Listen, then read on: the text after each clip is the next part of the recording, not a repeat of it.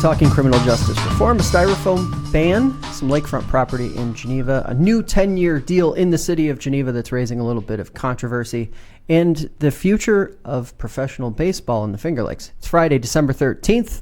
Oh no, that's not good. December 13th. You're listening to the Debrief Podcast. I'm Josh Durso, and I'm joined in studio by my co-host, Jackie Augustine, as well as Ted Baker and Gabriel Pietrorazio. Thank you all for being here. It's nice to have the whole crew reunited again. Always a lot of fun. And we're actually not talking about elections, which is nice, right? We're done with elections fully. For a while. Friday the 13th, do we have any superstitious concerns today that we need to get out of the way up front? There are a lot of scary things in local politics. I'm not a big superstition guy. Okay. All right. Well, scariest thing for me that I've seen, and we talked about it this morning on your show, Ted, the scariest thing I've seen so far is more budgets passed without anybody showing up to meetings or public hearings. Jackie, I'm not sure if has Ontario County adopted their budget yet, to your knowledge? That's a good question. I don't know the answer to that off the top of my head. Well, so Seneca County, as we talked about this morning, adopted theirs, bundled with several amendments in the same resolution. So they did it all in one shot. Apparently it didn't matter because nobody showed up to the public hearing to speak, and there were very few people even in attendance. So my curiosity is, and I want to throw this to you guys, to just, is this a bad time of year to be doing budget important stuff? When it comes to money in government, it seems like no one wants to engage right on the other side of election season, and this close to, obviously you're between the two biggest holidays, of course, in the United States. I mean, you're talking about it would have been December 11th, I guess, that the budget was passed. There were like 5 people at this county meeting. It boggles my mind because this is not the first time, of course. This happens all the time. And even a few weeks ago when the county supervisors had a budget workshop, which was open to the public, nobody showed up. Is there anything that local government could do to maybe, just maybe, get another human or two at these meetings and providing some kind of input? I just think most people don't feel like they have the time to dig that far into the minutia, and I also don't think a lot of people think that their voice would be heard. I mean, if I'm against the budget and I go to the hearing and go, I don't like this, I don't like that, what's going to happen? They're going to pass it anyway, and I've wasted my time. It is interesting. I mean, you've been I feel like a longtime critic of the way some boards operate in terms of their meetings, where they feel very like sped up and sort of packaged and canned, I guess, in some ways. Do you think that contributes partly to it? Yeah, I think a lot of people who go to an Ontario County Board of Supervisors meeting don't want to go back because you come in, they block 15 resolutions, they vote to accept that they will block the 15, then they vote to accept those, and then they go home.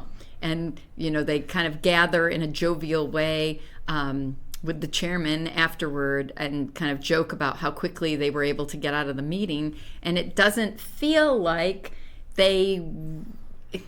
it feels like what Ken Camara used to call democracy theater, where they're doing it because they have to do it, but it's already predetermined what's going to happen, and there isn't really anything that would change that course.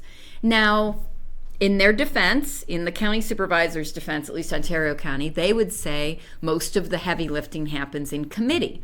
But then I would just point out that those committees meet in the middle of the workday, usually in a conference room or an office that people aren't as familiar with in terms of location, and they aren't well publicized either in terms of when they're meeting or what the agenda is, except on the county website, which I'm not sure every county resident has bookmarked as their homepage. So it's not the most inclusive or inviting way, which I think government has a responsibility to bend over backward to get people involved in what's going on. But I think a lot of elected officials feel like, well, I'm here and I'm going to do this stuff because that's what I'm here for. And if people don't like it, they can seek me out. Well, there's been a lot of debate in Seneca County about whether the way they do committee meetings actually works. And it's interesting. You mentioned having committee meetings scattered throughout the month or during, afternoon hours, things like that. Seneca County does it the opposite, where on the third or fourth Tuesday of the month, they meet and they hold every single committee meeting at the same scheduled time as when ordinarily the Board of Supervisors would meet, in that 5 to 6 o'clock window. Turnout doesn't seem to be any better in that scenario, and it seems that honestly most people just get really frustrated with how long that session ends up going. That typically is the one that winds up lasting 3.5, 4 hours, because you're cramming essentially 6 or 7 committee meetings that all have their own separate agendas into one night. It's interesting because I'm just not sure I'm not sure what the answer is, because it seems like no matter which way you go there, whether you have the committees that meet throughout the month, or you have the committees that meet all at once, it doesn't really seem like either way you see a lot more people engaged in actually being part of the process. Now, I wonder if maybe the process needs to be changed a little bit, where engagement looks different. Maybe engagement isn't just showing up to a meeting, and engagement is some other means of recording. Because it's interesting, like I chuckled the other night.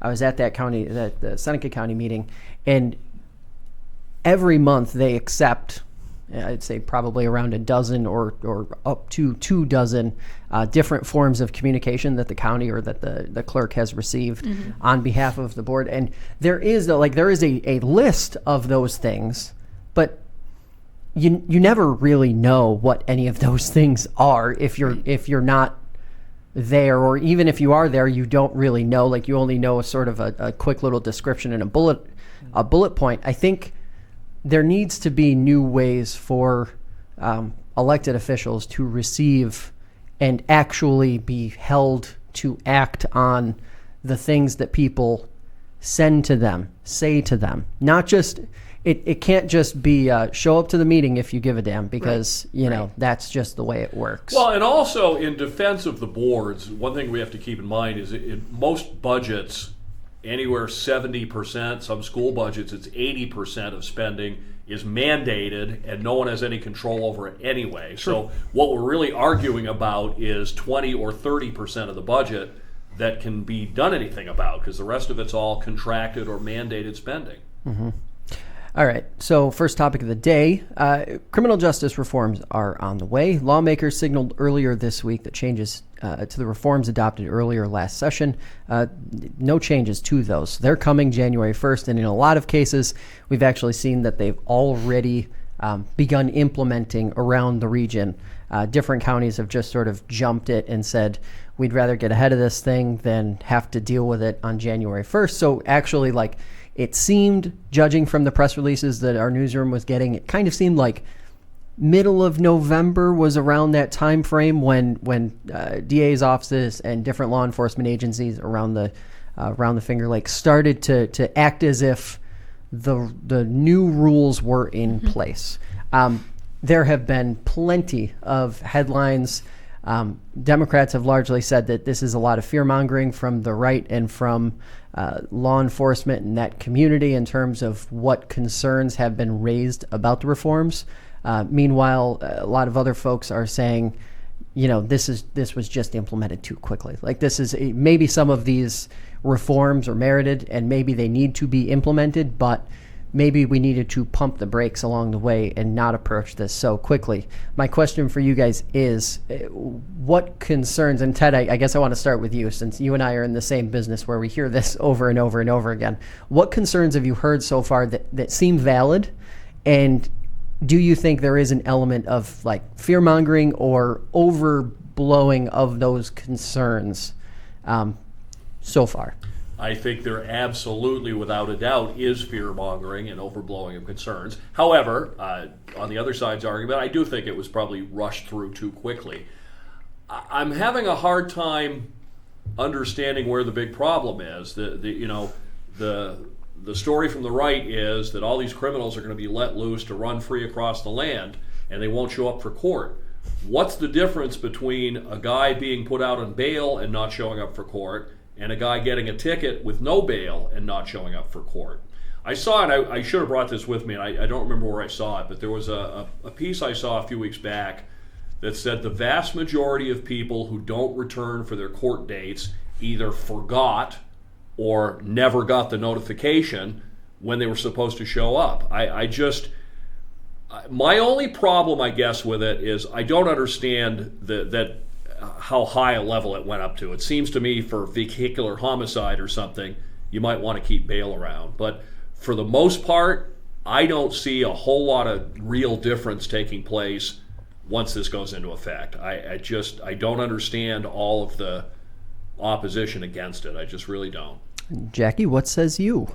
Well, it's interesting because I was listening yesterday to Evan Dawson's podcast, and he had a bunch of law enforcement from Monroe County on, because they were talking about this like officer harassment. The anti-harassment measure that was passed at the county level. That's a separate topic. But anyway, I don't know if it was a county sheriff or Monroe County sheriff, or if it was someone from one of the local police departments or in one of the suburbs of Rochester. But one of the law enforcement officials said the problem with all of these reforms is that they are giving criminals the upper hand.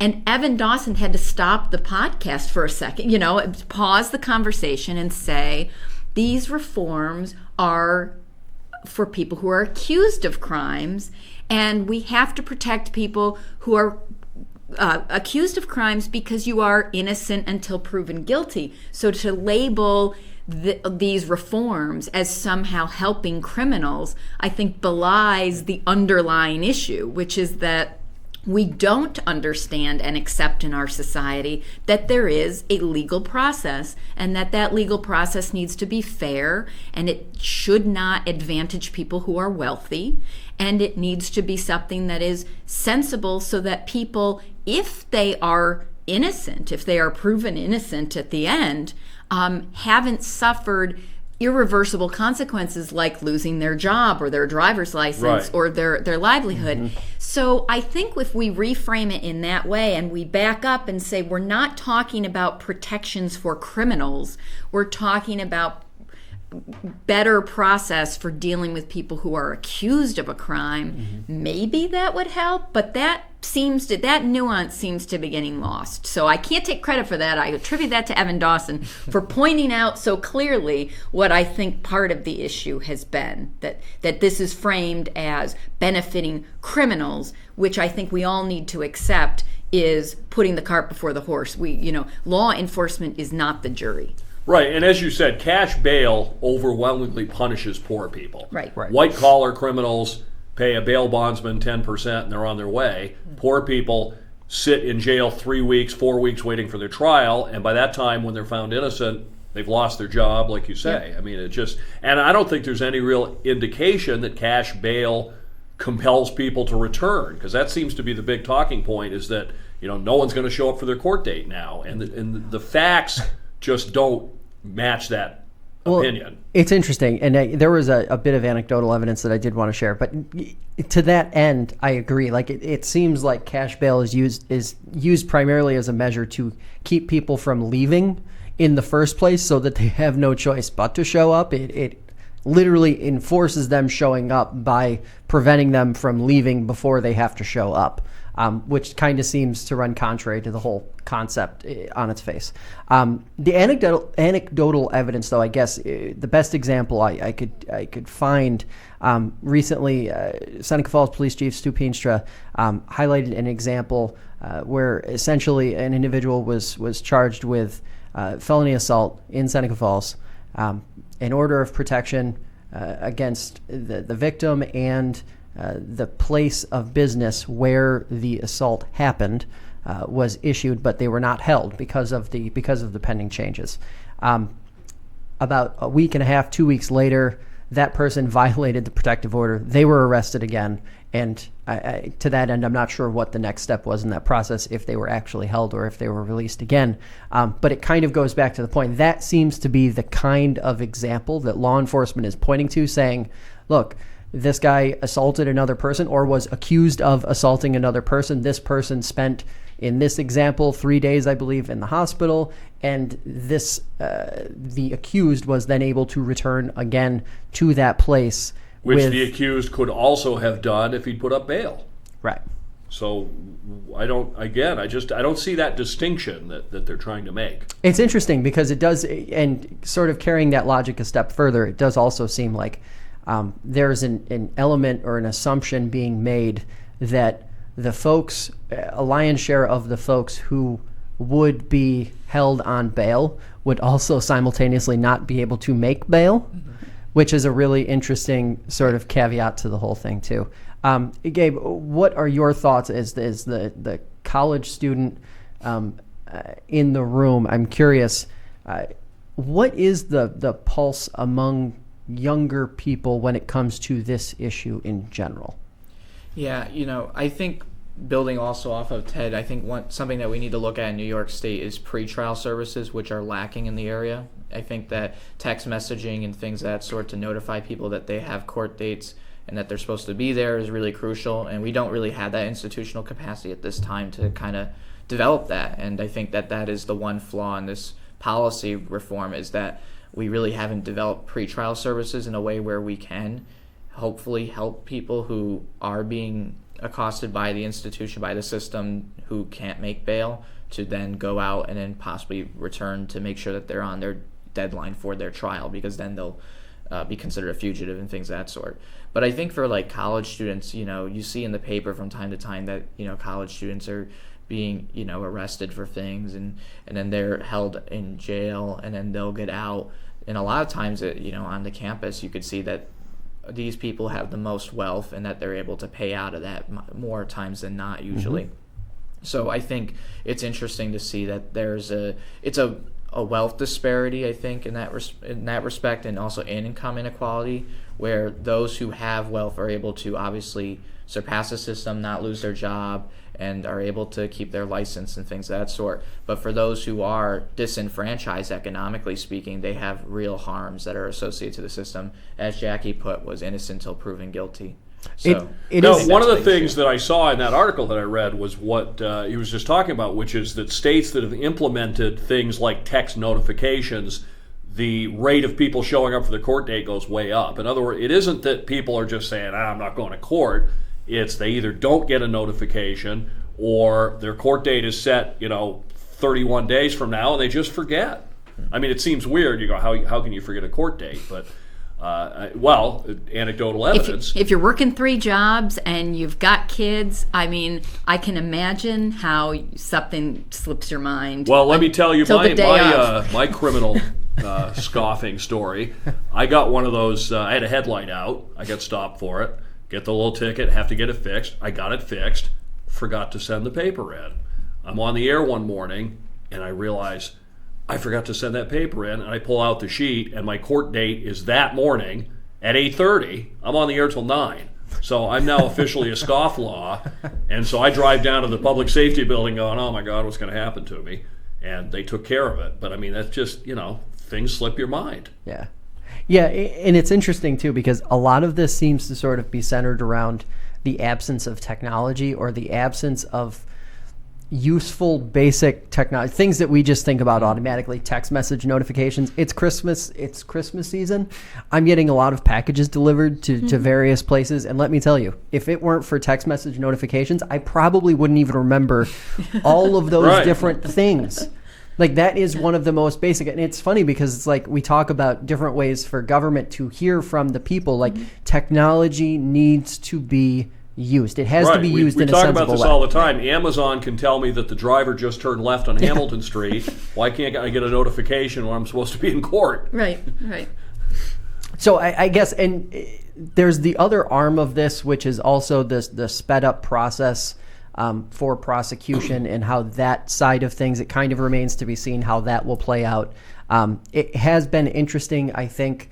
The example that comes to mind, the Auburn Citizen reported this week that the Cayuga County Legislature denied the district attorney's request for additional manpower to handle the changes in sort of process. And I guess among all of the concerns that I've heard, that to me seems like the most valid. Yes. Because I agree with that. Because that the there's concern a change about staffing and funding is a legitimate concern, because I mean, just think about with the elections and the move to early voting. Like, oftentimes the state has an idea, and maybe it's a good idea, maybe it's not, but they fail to understand that the implementation of that idea is going to burden local governments who are already stressed, and the people who just cannot afford to pay more to make this happen. So it does seem, I mean, going back to mandated expenses, right?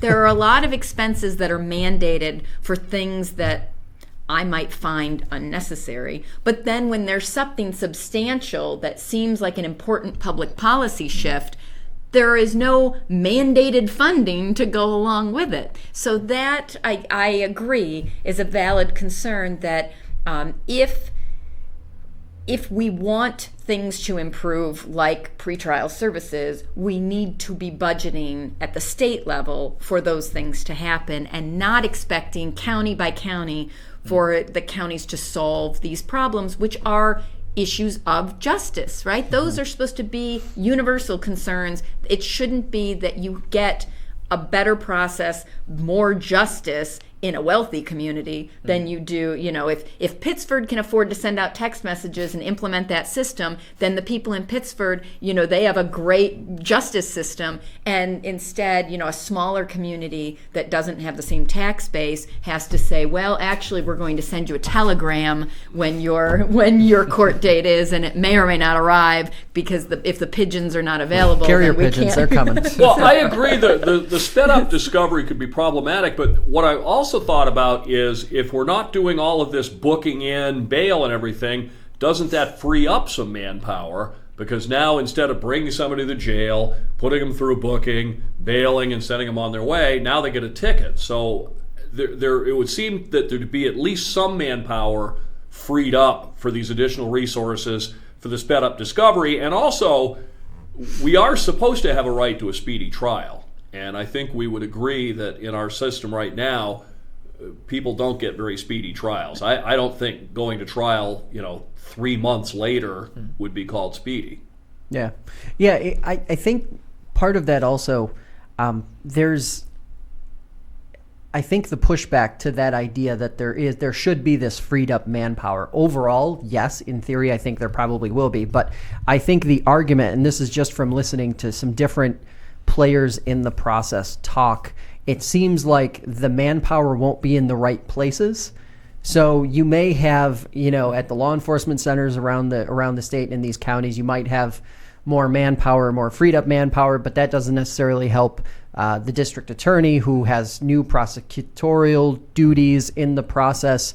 I just think that this probably would have been this part of it. Maybe if you wanted to get bail reform done, they should have stuck with bail reform and not processed this change as well in the same legislative session, without doing a little more research in terms of what the actual cost might be, or forecasting it out. But like Jackie said, it's just time after time in New York, the state has an idea and says, here, local governments, you must do this and pay for it.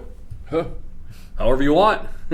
Go at it. I think you got to roll it out, too, in that sense. I think that this is a project that requires community buy-in, and this is building trust in that community to say, hey, look, we're going to invest in justice in that sense. And so I think that if there's no backing financially, if there's no mandates in that sense, then we're not signaling, and government's not doing a good job at explaining what is this and why does it matter. If we're not funding it, that doesn't signal to communities that this is something we should invest in. And most people probably don't even know what pretrial services are, because they've never been booked before. So in that sense, I think that there's a steep learning curve in that respect to actually overcome and to educate people. Why should we invest in the criminals in that sense? Right.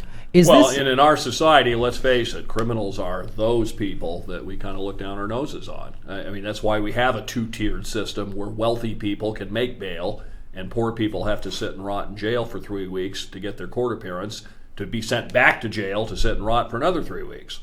I guess, does it also feel like this is not necessarily as much of a positive reform or improvement to the potential relationship between law enforcement and the community at large as it maybe is being billed at the state? Because I use a place like Geneva as the quick example. Obviously, a community that has struggled with community police relationship and that sort of back and forth.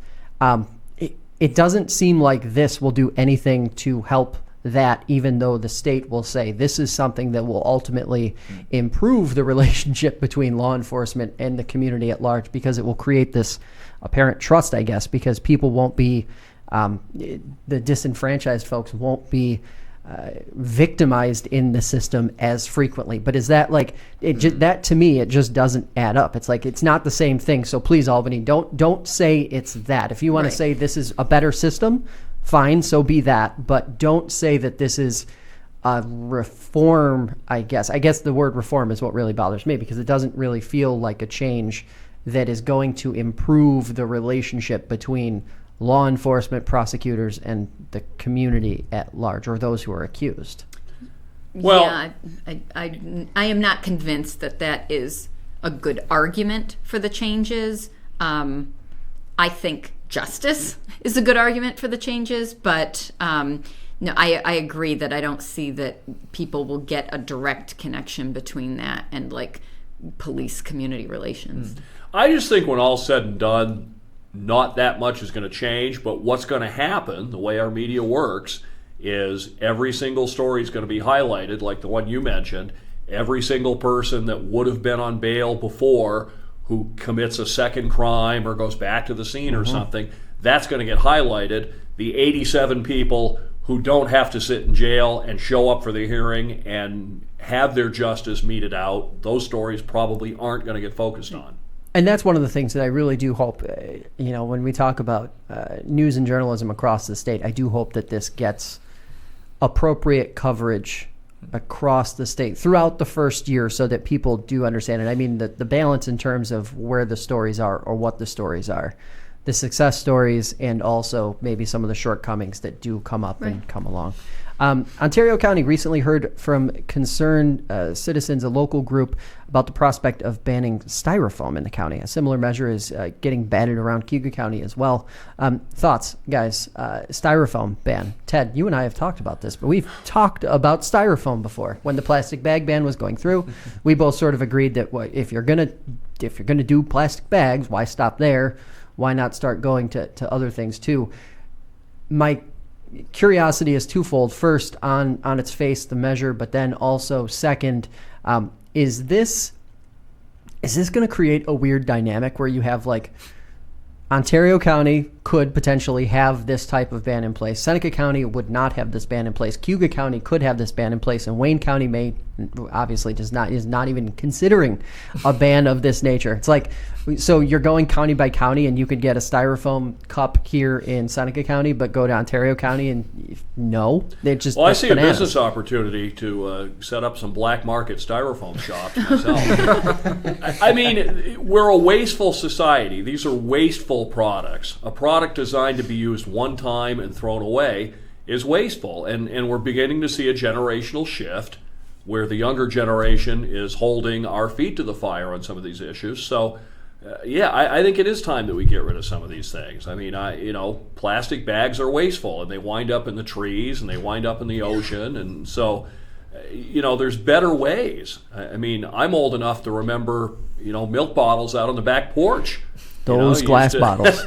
You set the bottles out, and they'd bring you new ones and go wash the old ones, and it seemed to work. So it's a question between convenience, because we're a wealthy society, and as such, we want our conveniences, but they're also very wasteful. So I think that we really need to look at how necessary it is. And even beyond that, we're in the Christmas season. How many things do we get on Christmas Day that come in a plastic package designed to be ripped open and thrown away? I mean, why does a baseball need to be in a plastic, sealable bubble to instead protect of just its being perfection? in a bin somewhere? It needs to be perfect when you get it. I guess, but so I understand these concerns, and I think they're legitimate. And I think it's good that we're addressing them. Gabe, thoughts? I agree with Ted in certain respect, but also I think it's hard because you said it's entrenched in the society. This is a cultural thing, and people are accustomed to habits, and habitual nature becomes behavior, and then this is the norm. So I think in that respect, we could get rid of styrofoam, which I think is a good idea. And at the same time, I think that there's a lot of opposition to it, obviously. But I think at the county level, I think it's interesting because you could see that counties are making decisions to actually kind of push agendas that maybe the state level will not engage with yet, or at a rate that they may not think is appropriate. Because, plastic bag ban obviously impacts business in New York State and things of that sort. And now you have the fees on the bags as well that you have to pay. So I think that there's time to actually implement a policy that's sound in that respect, to actually just, instead of just cutting it off. But I think that it's interesting, at least, that communities feel obligated, right, to take up these missions and to actually believe in them at the county level, instead of waiting for big government or this New York State to actually make changes themselves in that respect. It is interesting. We're like 2.5 weeks, I think, away from seeing some major retailers across New York State stop doing plastic bags entirely. I'm hoarding them, man. I got 1 million at my house. Jackie, what are your thoughts on those types of proposals in general? Well, I mean, I obviously want us reducing our waste, because I mean, how can you live here between the two trash mountains and not think we need to do something? But I guess I have a slightly different approach. I would love to see the state impose a single-use tax so that businesses that opt to use styrofoam, to use plastic bags, would pay for that convenience, because there are other options, and every business is making a calculation about their bottom line. And if there were a way to incentivize businesses to make better choices, then I think people would feel less like it's big government saying you don't get a styrofoam cup anymore. And instead, it would say, okay, you want to, I don't want to pick on any business, but, you Drive Up Coffee Place would like to serve your stuff in a styrofoam cup. Well, here, that is an environmental cost to our entire community, so you're going to have to pay for that. And I think that at least would get people focused on the connection between the two issues, that when you make a choice to go cheap, that has consequences, and we as a community should not bear those consequences.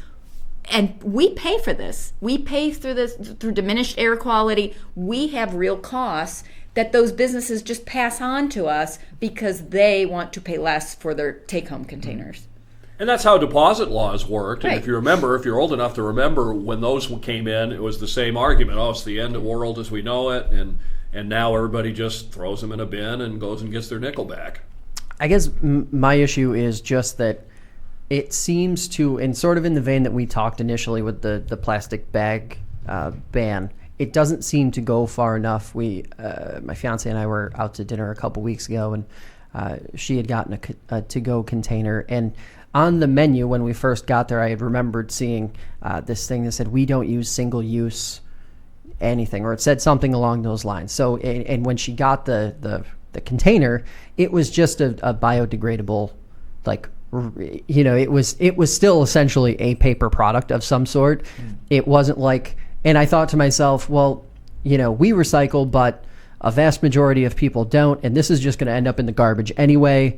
And it just feels like instead of trying to find ways to shape the behavior in a better way, we try to pass laws that will somehow, in a passive way, change behavior, and that just doesn't seem like that has ever worked. Like, I understand the premise of certain taxes on certain things to curb behavior, that's one thing. But when you're just sort of cherry picking different items saying this is not allowed anymore, this product is not allowed anymore, you're not changing the behavior of the person who's using the product, other than maybe they don't get it when they go to the place. I think my argument is less about trying to change people's behavior and more about actually recognizing the cost that goes along with certain business choices. Right. In the same way that if somebody is polluting, right, they have to have a permit for that, there has to be regulation. This is pollution. Passing out plastic bags and straws and styrofoam stuff is pollution. You are handing out polluting products. Yeah. That goes into our landfills. It ends up in our water and air. I think there should be a cost, and I think it makes the most sense, nationally, but of course that's not going to happen. But at least on a state level, the state should say, yeah, we don't want to be the dumping ground, and so we're going to say, if you want to contribute to our landfills by handing this stuff out, you're going to pay up front. Well, and I think in terms of changing attitudes, that's going to come over time. I mean, when my baby boomer generation starts dying off, the new generation will come along, and beliefs that we held, they won't hold, and it'll reach a point where someone will go, plastic single-use straw, why would anyone do that? I mean, generations kind of, the attitudes evolve over time. So I think that's what's driving these attempts at changing the law is younger generation coming along, and that's how societies change, is we question our long-held beliefs and go, no, that's crazy.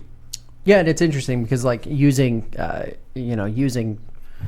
drinking devices as a quick example, I don't know many people my age or younger who use religiously any sort of plastic single-use. It seems like most of the younger generation has already adopted the sort of reusable glass or non-plastic. And when I was your age, the concept of the water bottle didn't exist. Right. You went to a water cooler and got a little paper cup or something. So yeah, those attitudes evolve over time. All right, so let's talk about another issue in Ontario County. A 7-acre parcel of city land has been sold. It's along 5 and 20. It was obviously subject to intense debate a couple of years ago, or maybe a year and a half ago now. Mm-hmm. But it seems like this is kind of a peaceful resolution to this. The sale was between the city and the state. It basically transfers ownership of the parcel that was previously talked about being developed in some way, shape, or form on the private side to just basically becoming parkland. And it seems like most people are content with that. Jackie, am I wrong, or are there still some minor concerns? I went to the meeting and I spoke. Initially, I spoke against it because I had some concerns about sales tax distribution, which in Ontario County is this really complicated, overly meant to protect small jurisdictions against the cities, whatever kind of distribution model.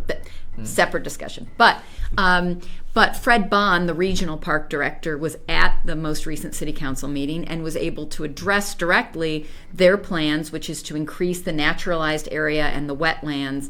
And he did mention that they're more interested in controlling their entrance, which that was the only reservation I continued to have. When we talked about the land swap 10 years ago, it keeps coming up, right? One of the questions was, there are city residents, and it's mostly, I think, just city residents who do it for this purpose because maybe they're the only ones who know about it. But, there is a piece of city-owned land near the entrance that has a little pull-off. People park there, they take their strollers, and they bring the kids in that way to avoid paying the park fee. Now, that is, because it's city land, 10 years ago, I said that's kind of an amenity. That's a way of helping people who need a little extra help with their kids with recreation in the summertime.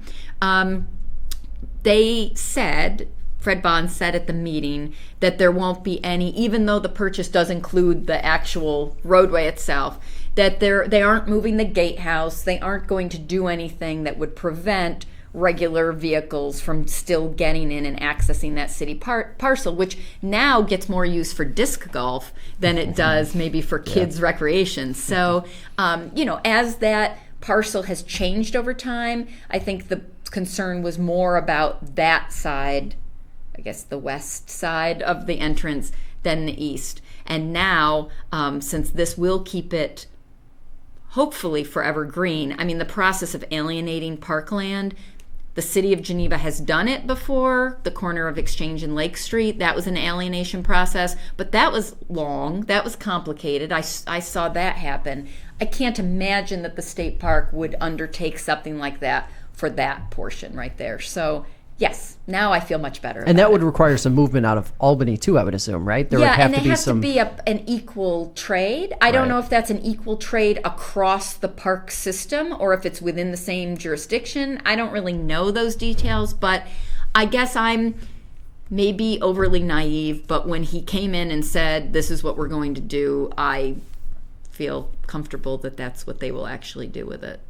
It's interesting because all of these... that debate in general seemed to hinge throughout its life on the tax problem, the taxable land problem that Geneva, the city, has. And you and I, Ted, talked about this morning.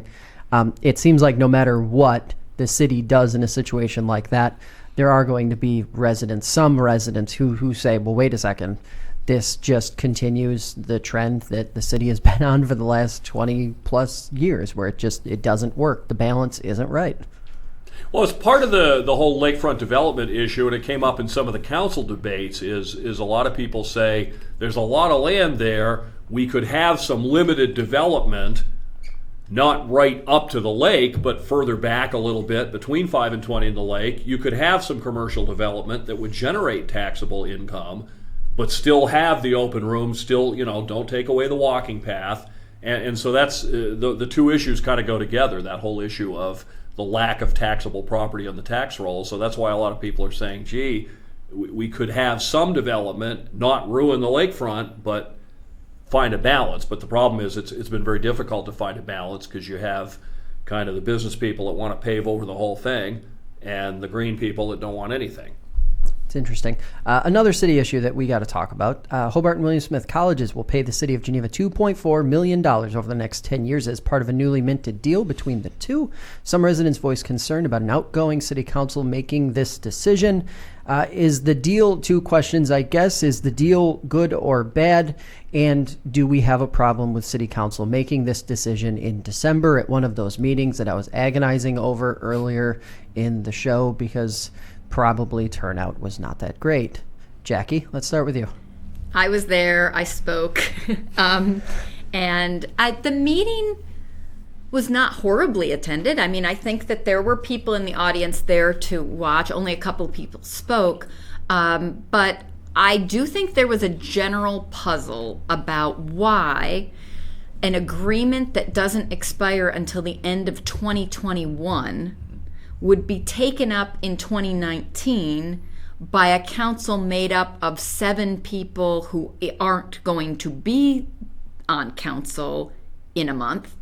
And that, I don't think, sat well with a lot of people in the audience, whether they spoke or not. I mean, just listening to people's conversations at their seats. No one could figure out what the rush was. And I have to say, nobody on city council made an argument to explain or assuage any of the concerns that there wasn't something that wasn't being said, right? I mean, that everybody left with a, what was that all about? Because you're binding a council 10 years down the road when you still have 2 years remaining on a contract. And that, so it just seemed weird. It seemed strange. We can talk about the merits of it separately. Process-wise, it just doesn't seem like something you should do. Ted, process before we get into the merits. Well, I don't have a problem with the current council acting on something that comes before them, because that's their job to do. But, yeah, why are we opening this up this far ahead of time? It smacks of an insider sort of deal. But in a larger issue, why don't Hobart and William Smith colleges pay taxes? Why doesn't Finger Lakes Health pay taxes? Why don't churches pay taxes? If the church burns down, who's going to come put it out? The fire department. So I pay taxes, so my home's protected by the fire department, but the church doesn't. I have a contrary view of the Constitution where it says government shall not respect the establishment of any religion. To me, that means you get no special privileges or no special burdens from government. So, frankly, I don't understand why those people aren't paying taxes anyway. And I get the impression that the feeling is that the payment that they are making probably doesn't cover the cost of the government services they use. Yes, HWS contributes to the community. Yes, Finger Lakes Health contributes to the community. Churches contribute to the community. I'd like to think our radio station contributes to the community, but we're not tax-free. It's interesting. Gabe, your thoughts, obviously, you're in a slightly different situation. You're a student at Hobart. So, That's right. What is obviously, I wouldn't imagine this is something that college students are talking about on campus, but obviously you covered the city of Geneva, obviously here. So what have you seen, what have you heard, and how does this strike you? How does a deal like this strike you? Yeah, I think one of the things that was brought up is the fact that, like, after this election cycle, basically everyone, Republicans and Democrats alike, across the candidacy, were like, the colleges don't contribute enough. This is a situation that we need to address. We need to ask for more. We need to increase taxation and things of that sort. And as nonprofit entities, they're not obligated to do so. So I think in the framing of the agreement itself is that they're obligated to do so is not the case, despite that the city doesn't really have a tax base in itself to subsist itself. But in relation to, I think, the fire issues as well, is that they put $25,000 down for fire services from that agreement moving forward, or something to that sentiment, to cover fire alarms and things of that sort that the services do use, which they do go off, and students do cause that issue for city fire department. But I think at its core, you look at it, and I think that, at least at the college's perspective, is that they increased the revenue for the agreement substantially from the previous 10-year agreement. And you also see that businesses this last summer alone have closed in the absence of college students, with Finger Lakes Live and entities like that. That the region itself, in many ways, has been built with HWS's presence there, but also with other entities like FLCC and things of that sort, where it's drawing a lot of revenue in there, where the local community isn't able to put as much money in due to lodging, right, housing, food, things of that sort, graduation, all these fees and expenses incurred. So I think that in that respect is that they went more above and beyond in that respect for the agreement that was already cut from the previous 10 years moving forward. And I know from insider perspectives that they weren't really willing or interested to increase it in the beginning. So in that respect, I think that there was a compromise made. But I do agree with Jackie in that sense that it did seem odd that, and I was very critical of the city council, that they were cutting a deal this late, right before they leave as their final act, especially after when city council also cut the budget of partnership agencies, where, like, the Boys and Girls Club funding was cut in like half, where students volunteer at that organization. So the question, I think, for Geneva is, what do we really want, and how do we balance that and be fiscally responsible and fiscally conservative with the budget as well? Because there's a lot of disparities between what our budget lines represent and what we're actually paying for, and do we value those services or not? And Jackie, you started to get into it.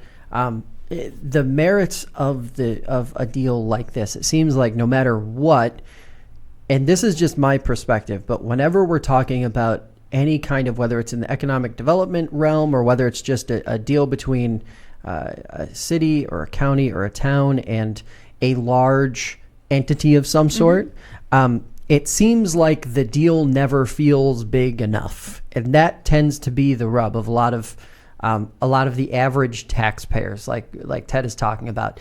If there is, and I'll just use this as an example because, Gabe, you mentioned the monetary contribution to fire prevention.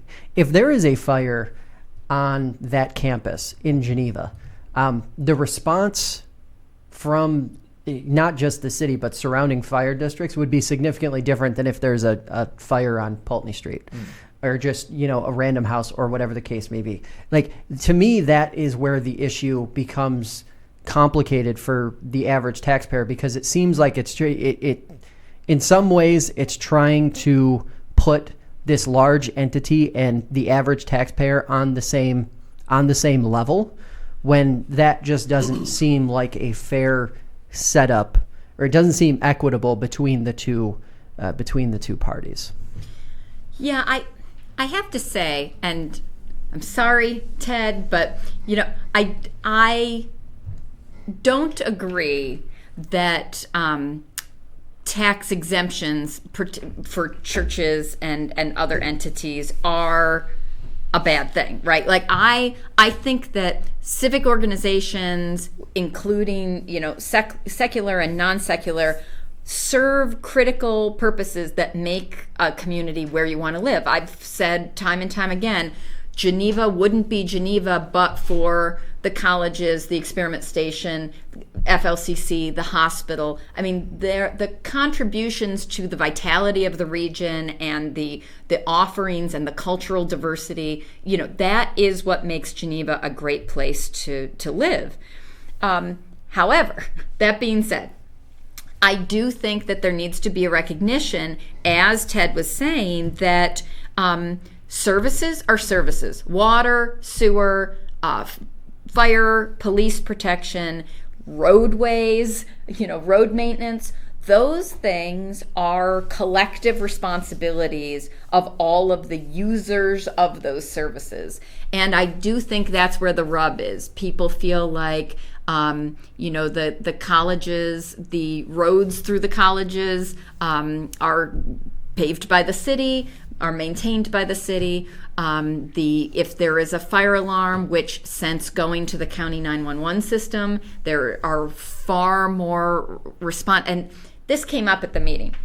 When the city decided to move to county 911, one of the things several of us identified, we were supportive of the move to a county system, but we did identify that there was going to be an increase in response to the colleges because the colleges previously had an in-house system for dealing with things with the police and fire department. That, when you go to county 911 system, goes away largely. That issue was never addressed. No one said, oh yeah, that's going to increase our costs. We're going to have trucks rolling more often. That is going to be an inconvenience. That's going to direct our attention from other things going on in the city, other responsibilities. So a failure to look at that has gotten us where we are now, where the actual costs for these responses is going up, yet the actual reimbursement that we receive, which is not obligatory, it is voluntary on the part of the colleges, wasn't really keeping pace. So my main critique was not the absolute dollar amount that the colleges was contributing, it was that it is not tracked to any metric whatsoever. It's a number from the air. And I really have a problem with governments acting in an information vacuum. Like, let's look at what's actually happening. Let's try to track what those costs are. Let's get ourselves a ballpark figure of what we're talking about, and then let's negotiate. Instead, it's back of the envelope, here's what I think. And I think, and you've made this point with a lot of the issues today, is there seems to be a bias toward getting the deal done and having the vote and saying yes and going home for dinner. And when those little thorns in the side come up, they tend to be sort of pushed aside. Right. And so, I mean, there's a good point there. I guess I think your argument about the value that an entity provides to the city is legitimate. I think that might be an argument for maybe different tiers of taxation rather than tax exemption. I can't understand any organization that uses government service being exempt from having any responsibility to pay for any of those services. So my question is, and I have a couple thoughts on this also, but like, how did these two get bundled? How did Finger Lakes Health and Hobart? So I think this goes they back come to to the benefit. table, Well, it goes back to basically. the benefit assessment district, right? So, which, like I said, worst acronym for a policy ever, right? But because it was not a bad idea, but that's how it got framed. The idea was certain city services should be assessed a linear foot fee. right? So it's about your frontage. That covers your streets, that covers your liability in terms of like magnitude of fire response, police potential response. The linear foot should be a separate service. Now, several communities have implemented a strategy like this. When we came forward that we wanted to do this, and it's interesting because I'm at HWS, in full disclosure, I'm teaching there this semester. I was teaching there when the benefit assessment district came up, and my support of it was a reason why I was no longer teaching there. And now I'm back, and I'm like, here we go again. They're bringing it up again. I'm out the door. But it's okay. You gotta say what's right, regardless of the consequence. So the benefit assessment district would have levied a substantial fee, a line item fee, to all nonprofits, any property owner. As you can imagine, many of the churches weren't happy. Some churches said, hey, yes, we should pay our fair share. It's not a huge amount, but it is a contribution.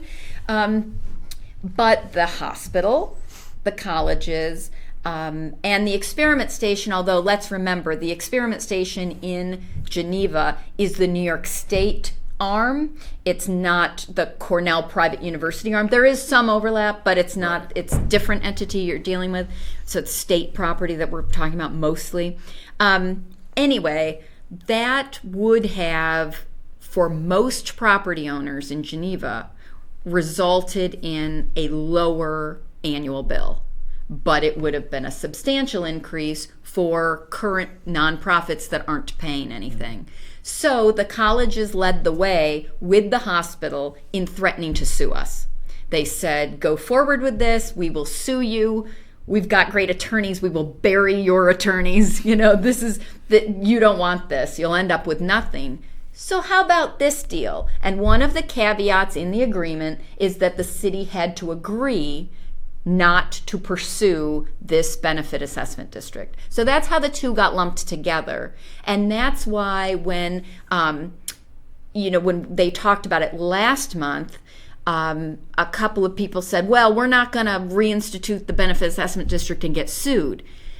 It's not an either or. The colleges and the hospital know that the city could. The case law is building toward that being a viable solution. I think that the colleges wanted, for their own internal budgetary planning, the assurance that that wasn't going to come up for another 12 years now, 2 years on this contract and 10 into the future. But was it in the city's best interest to agree to that? I still say no. Okay, so I'm sorry. That was a long lesson on benefit assessment districts. And I think kind of the larger issue is I think we've lost track of what taxes are for. We have one side of the political divide would have us believe that taxes are money that government takes from us and flushes down a drain. We use taxes to encourage behavior, to punish behavior. Taxes are supposed to be to pay for government services. And that's why I think we've lost track of what they're for. And when you put it in those terms, again, I'm happy that the college contributes to the society, that the hospital contributes to the society. Like I said, I think our radio station does. I think my favorite brewery contributes to the well-being of Geneva. But they have to pay taxes. I think if you use government services, you should have to pay a reasonable amount for the use of those services, no matter who you are. Yeah, it's interesting. Like my issue with this seems to always come back to the idea that this institution, I'll just use the college as an example, I won't even get into the healthcare space, that this institution, and this is, I think, the way the average taxpayer sort of evaluates this whole thing. You have a college that's charging $60,000, $70,000. Thank you for correcting me on that, per student. And this idea that, and every large corporation does this, they come back to these communities that host these things and say, God, we just don't have the money. Like, it's just not there. Okay, well then something is seismically off in your organization if $10 million over the course of 10 years or $2 million, whatever it is, whatever the number is, can't be swung. Like, that can't be budgeted. Like, it feels like the institution getting out of what they should owe the community because of this thing that they say they provide the community. There are plenty of people who live in Geneva who do not benefit from having a college campus that costs $70,000 to attend. I'm sorry, but not everybody works in the service industry. Not everybody gets those ancillary benefits. And also the ancillary sort of service benefits that businesses feel around a college campus are not spread equally. They are not experienced equally. There are plenty of businesses. Okay, I agree that there's not an equal benefit conferred to every member of a community by virtue of the colleges or the hospital being present. But I do believe that there is a community benefit, whether it's attracting new businesses, whether it is improvements to property value. But there is the issue. You have to be able to quantify those. Now, the colleges has done economic impact study after economic impact study. That's useful information. But we also have data about the negative effect on property value immediately surrounding the campus for quality of life issues, for noise, for property neglect, those kinds of issues. We have data on the number of police calls, the number of fire calls. It should be a data-driven decision to measure that impact and say, we know we're getting this collective benefit, but we are also experiencing these direct negative impacts for which there must be some consideration if you want to be a good neighbor. Now, again, it's not obligatory that anybody is a good neighbor if they're tax exempt, right? But is the reputation the colleges wants to be, do they want to be on par with Seneca Meadows, where they have, they're Ouch. They're here and they're going to claim they have a positive impact on the economy, but really everybody wishes they would leave. That is not the reputation HWS wants, and it shouldn't have that reputation because it's not Seneca Meadows. It actually is a good and, positive influence on the community at large. But that doesn't go for free. Like there is still a gap there that other institutions of higher education, other hospitals, other nonprofit entities in other parts of the state and country have recognized and feel a moral obligation to address. I think the colleges are doing something, but not enough.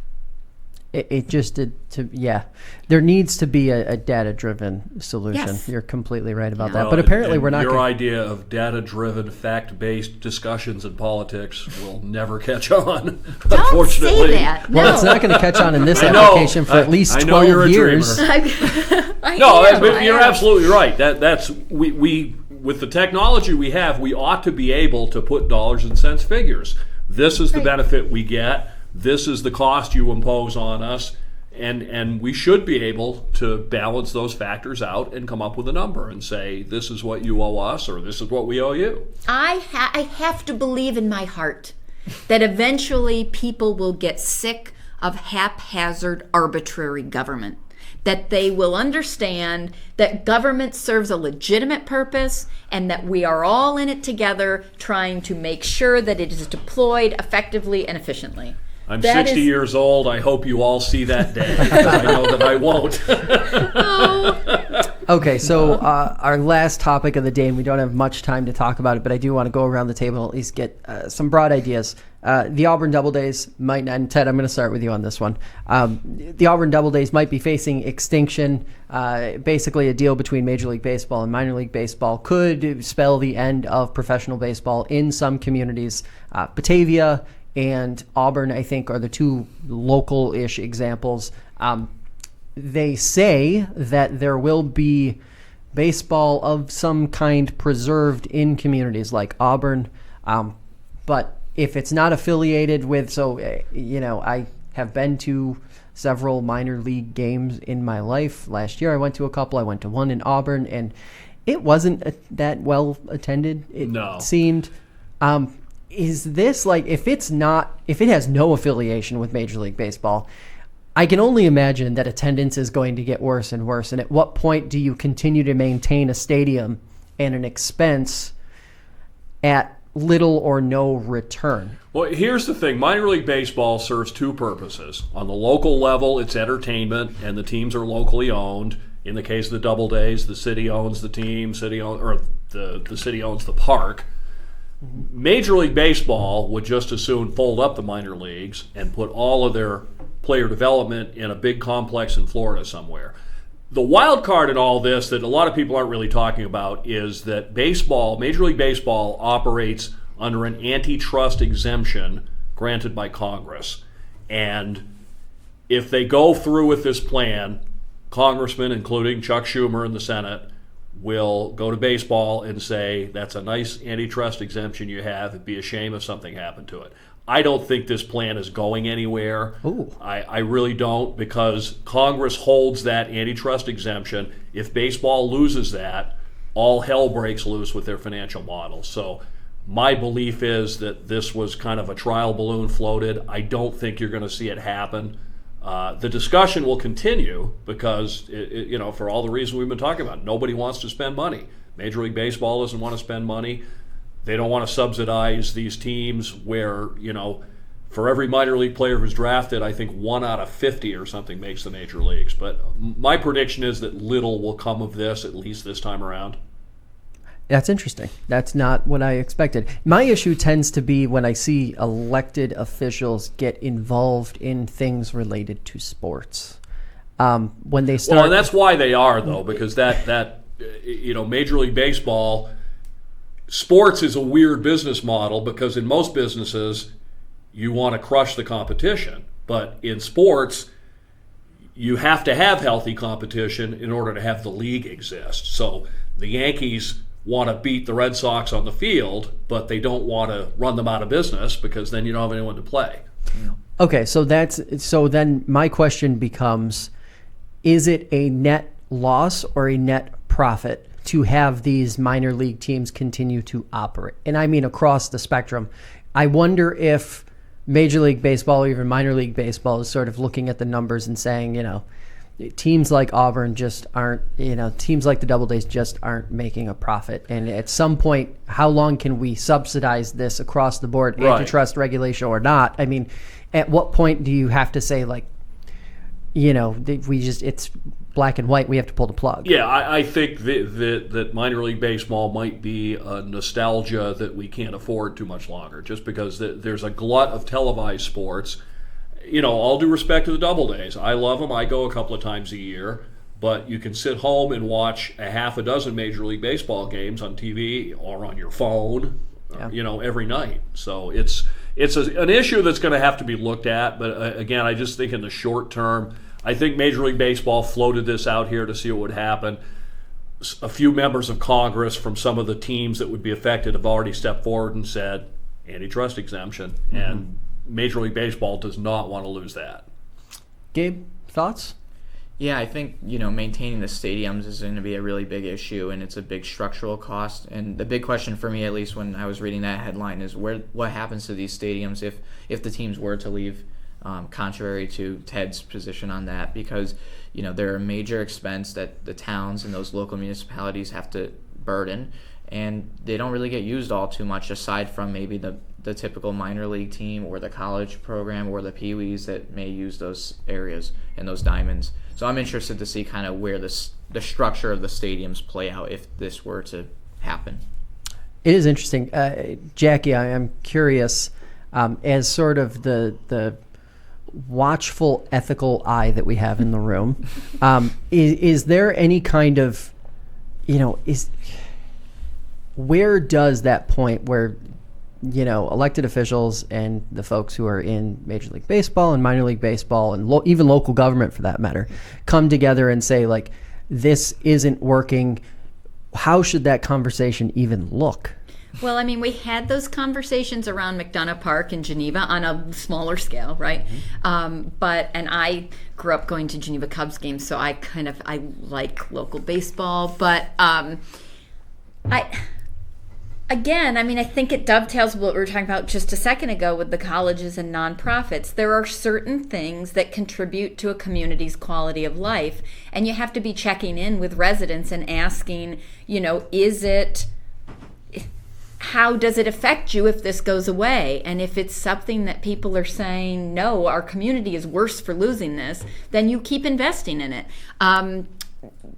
To a point, right? I mean, maybe if people are just saying that, but then they're not putting their money where their mouth is, then you have to reevaluate whether or not that is something people want. But I don't know. I mean, on issues of baseball and firefighting, actually, I have to defer to my cousin who's a firefighter in Worcester, and they're getting this, Red Sox affiliate and stuff. So local baseball is where it's at. Which is a giant boondoggle, by the way. Another topic for another day.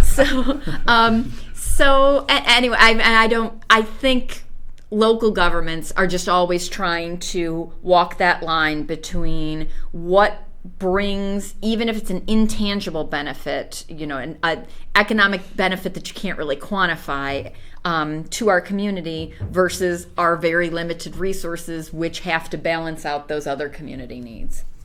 All right. Ted, quickly, where can folks hear you Monday through Friday? On the Finger Lakes Morning News, on Finger Lakes News Radio. In Geneva, that's 95.9 FM and 1240 AM, WGVA. In Aubert, it's 98.1 FM and 1590 AM, WAUB.